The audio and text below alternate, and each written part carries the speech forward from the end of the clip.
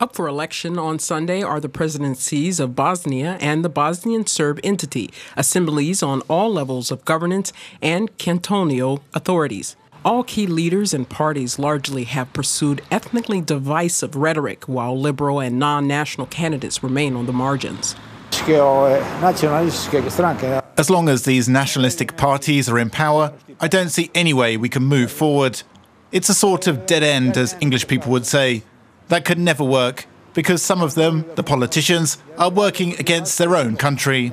Ethnic rivalries have held Bosnia back for the past decade. After a post-war recovery, the country is politically and economically paralyzed and plagued with corruption, and unemployment stands at some 35%, forcing tens of thousands of young Bosnians to leave the country in recent years. My children have no jobs. They are not working. There's no work for them. Now, with the election campaign, they are buying people's votes. But they can't buy me. They can't buy me with 40 or 50 euros. They would give me 50 euros today, and I would spend them. But then what? What will I eat tomorrow? A lack of reliable opinion polls has made it difficult to predict the outcome of Sunday's race. Observers, however, expect a little surprise. Well, I think if we compare this particular campaign with the previous ones, what you can definitely identify is that the discussion is largely emptied of any issues of concern for citizens. It is mainly rallying behind the flag for the most part.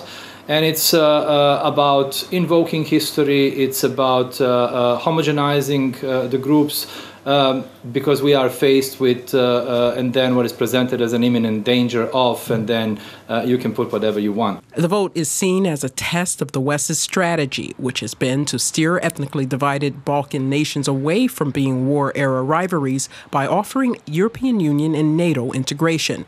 With the EU membership still far out in the horizon and the bloc plagued by its own problems from Brexit to migration, Balkan countries have seen a surge recently in nationalism. I think invoking war or invoking conflict or basically scaring people into submission is one of the main political strategies, been one of the main political strategies for a long time. Sanctioned by the U.S. over policies, Bosnian Serb leader Milorad Dodik won endorsement from Russia's President Vladimir Putin a week before the election.